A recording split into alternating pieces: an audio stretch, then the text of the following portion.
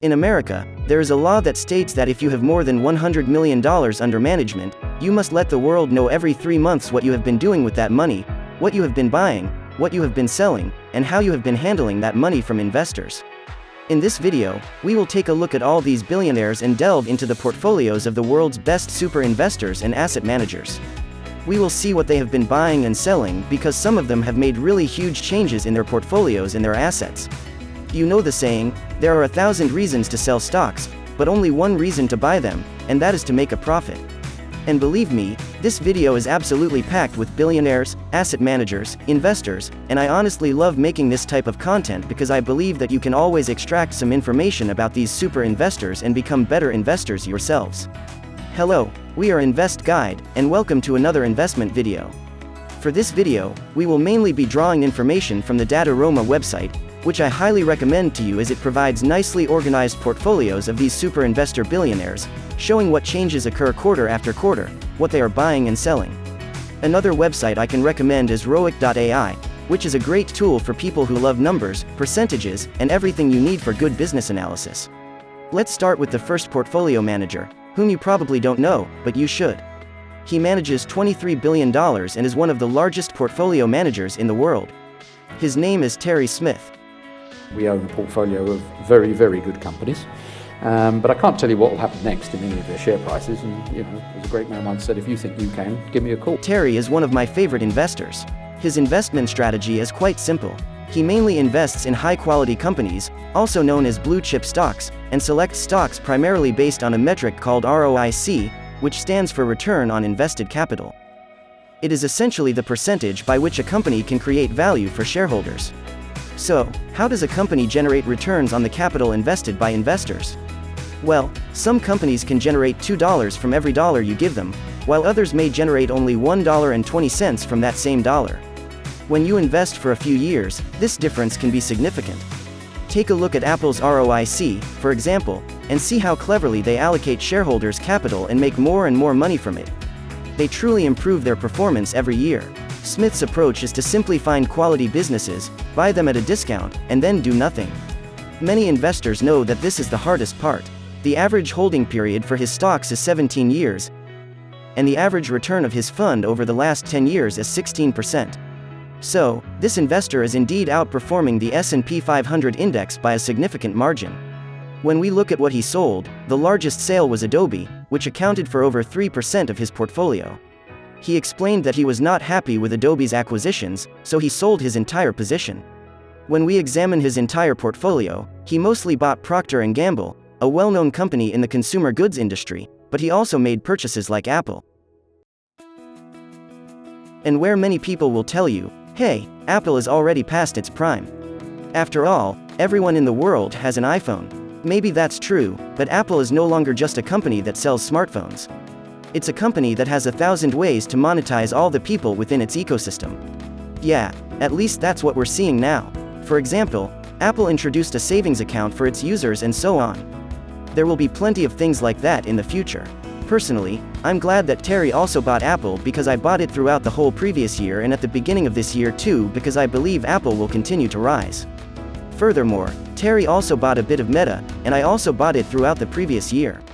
Since the beginning of the year, Meta has increased by several tens of percent, and of course, my portfolio greatly benefits from it this year. I bought it throughout the previous year, and currently, Meta is one of my largest positions. I bought it when everyone said, hey, we don't believe in Zuckerberg anymore, he might quit. I said, hey, no, Zuck always turns things around. And guess what? He really turned it around, and the stock price is back where it was before. We'll see how it goes from here. In general, when you look at Smith's entire portfolio, you see major high-quality businesses, with Microsoft leading the way, in which he has the largest share of the portfolio. These companies have a significant competitive advantage in the market. I definitely recommend keeping an eye on his portfolio for the future. The next super investor in this video is Michael Burry, whom I probably don't need to introduce. Yeah, that's the guy who made around $100 million by shorting or betting against the American housing market in 2008 and 2009. Seeing the economy on the verge of collapse, I did the logical thing. I sought to profit from it. Burry sold quite a lot in the last quarter, including many of his large positions. For example, he sold a significant portion of Black Knight, a software company that accounted for almost 20% of his portfolio. But it can also be seen that he may have lost faith in prisons because he sold a large portion of Geo Group, which operates a significant number of prisons in America. Now, when we look at his purchases, there were quite a few as well. He bought a considerable amount of Chinese Alibaba and many other companies. Burry is well known for seeking out lesser known and very small companies that he believes are significantly undervalued and sees value in them. It's a completely different style from mine. I'm not trying to find the next Amazon or a penny stock that will appreciate by 500% in 2 years. I focus on larger profitable companies with positive cash flow and buy them at good prices. When we look at how he divides his portfolio, you can see that he is more of a trader than an investor. On average, he holds his stock positions for about a year, which isn't very long. It's highly likely that some of the positions he bought and sold today are no longer held by him. Personally, I don't see much systematic approach to it, as we saw with Smith, so I don't highly recommend copying his portfolio because I don't think you can take much from it. You can see that the largest part of his portfolio now consists of Chinese companies, so he probably expects growth in the Chinese market. And there's also a company that sells jewelry, mainly diamonds. Do you see the significant concentration in those top 3 companies? Now let's talk about the well-known Warren Buffett. And you'll say, Invest Guide, I already know everything about Buffett. Please, don't talk about him. Well, when it comes to Buffett, we can always talk about him in a positive light, and there's always something to learn from him.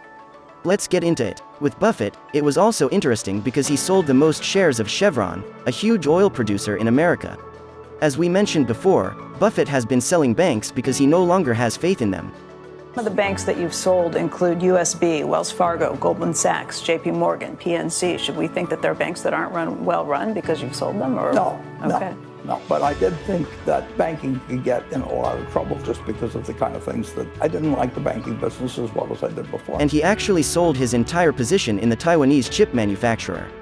As you can see, Buffett is really focused on risk reduction because, as you probably know, there are disputes between Taiwan and China. There is a possibility that China might attack Taiwan, and of course, strategic targets like chip manufacturers are likely to be the first to be targeted. Buffett doesn't want to risk it. He sells, and it's evident that Buffett can quickly change his judgment, and there's nothing wrong with that. He probably evaluated that his thesis for buying that company no longer holds true today. So he sells, even though he recently bought that chip manufacturer. Today he's selling. That's Buffett for you, holding positions for decades, which is quite unusual. We only see small sales, just a fraction of a percent, and that doesn't seem like something Buffett would do. It's probably just someone learning the ropes. They gave me some small cash to play with the portfolio. Usually, Buffett makes those big purchases. Yeah, buying Apple, buying Bank of America, selling Chevron. Yeah, those deals involve tens of billions of dollars. It's likely that his assistants handle those. That's what Buffett has been selling and buying recently, which interests us more. And we see that Buffett increased his already massive position in Apple. That's extremely interesting because Apple now accounts for almost 50% of Buffett's public portfolio traded on the stock market. Just imagine having $150 billion invested in one company. He also increased his position in Bank of America, so he probably believes in that big bank and doesn't trust the regional or smaller banks. So you could say that Buffett is consolidating his portfolio into his big bets on Apple and Bank of America. By the way, Cathie Wood recently criticized Apple, calling it a stagnant company. But when we look at the chart of Apple and the chart of Cathie Wood's ETF over the past 5 years, I don't know what a stagnant company is or which stock generated the majority of returns for the ETF. Personally, the longer I invest and study investing, I notice one thing: really good investors don't necessarily aim for miraculously high profits. Sure, we're talking about 15, 18, 19% per year, which is great, but these investors focus more on not losing, on avoiding devastating losses to their capital or the capital of investors who invest with them. Yeah, they avoid having an 80 or 90% loss because you know that a 90% loss on a stock probably never recovers. Yeah, that's the end. And of course, you can do really well in the short term with high risk. You can make 50 or 70% in a year, but try to consistently make 50 or 70% annually. Try to maintain that for 10 years. And that's the catch. Yeah, you can do it for 1 or 2 years when things are going well, but then you'll have years where you lose 60%, and then 70% of that 60%. Yeah, and then you might as well be done. It's important to have a sustainable strategy that you can follow for another 10, 15, or 20 years and generate returns on your portfolio, even if it's just 11, 12, or 13%. But when you do it consistently, every year for 10 to 15 years, you'll reach your goal. In general, when we look at Buffett's portfolio, most of the companies have a significant competitive advantage. They are profitable, pay dividends, or buy back shares from the market, thus returning value to shareholders. Those are the companies Buffett focuses on. Another portfolio manager I trust, and from whom we can learn a lot, is Bill Ackman, and his investment strategy is quite clear. We look for very high quality businesses, what we describe as simple, predictable, free cash flow generative, dominant businesses, a business that Warren Buffett would describe as having a moat around it. If you believe that the value of anything financial is the present value of the cash you can take out of it over its life, well, you need to know how much cash it's going to generate over its life. So the business quality to us is the single most important criterion for determining what's interesting. Bill sold a large portion of his position in Chipotle, the Mexican restaurant chain. His purchase of Chipotle was extremely legendary. He bought it when it was around $300 per share. Chipotle had a high P/E ratio, and on television, they were saying, "Bill, you've gone crazy, this stock is extremely overpriced." But Bill said, "Well, it may seem that way, but this stock, this company, has an extremely bright future." And of course, he was right. Now Bill is selling as Chipotle's stock price reaches $2,000. So he may earn 6 to 7 times his initial investment. What surprised me, though, is his purchase of Google, which now makes up 10% of his portfolio. Here you can see that you don't always have to buy small caps like Michael Burry does. You can simply buy Google. Last year, I also bought big tech stocks, and everyone was saying, "Hey, Invest Guide, you're only focusing on those large companies. You're just trying to gain views." But I said, I don't need to buy small caps that could go bankrupt. Google is undervalued, and I believe in it. Apple is at a good price, so why should I look for a company that could fail? Sure, it's fine to have a small portion of the portfolio, like 3 or 4%, in risky companies, but I won't put 20% of my portfolio into some small cap company. Yes, I'll buy here companies that are well-known, profitable, and currently undervalued. So I bought Google, I bought Microsoft, I simply bought Apple, and now my portfolio is up 25% this year because these companies were well-known, profitable, and undervalued. I don't need to look elsewhere. But you see, Bill Ackman, who manages hundreds of millions of dollars, basically did the same thing by buying Google for 10% of his portfolio. It's not important to look like a genius. What's important is that you generate profits. That's why we invest. You don't need to buy things that nobody knows about, and everyone will say, "Oh, you found another Amazon?" That's not important. What's important is to make profits from those stocks. And you can actually see that here, where I made one of my purchases of Google when it was below $100 per share. Today, you can buy Google for around $120 in just a few months. And that's just one of the few purchases of Google that I made. In fact, I talked about it on Patreon, saying that Google below $100 is actually a really good deal. It's a good purchase, and I still believe that even at $120, it's still a fair purchase. So if you want to learn more about investing, company analysis, how to analyze companies, investment news, and stay up to date, I'll be looking forward to seeing you in our investor community on Patreon. The link is in the video description. Take care.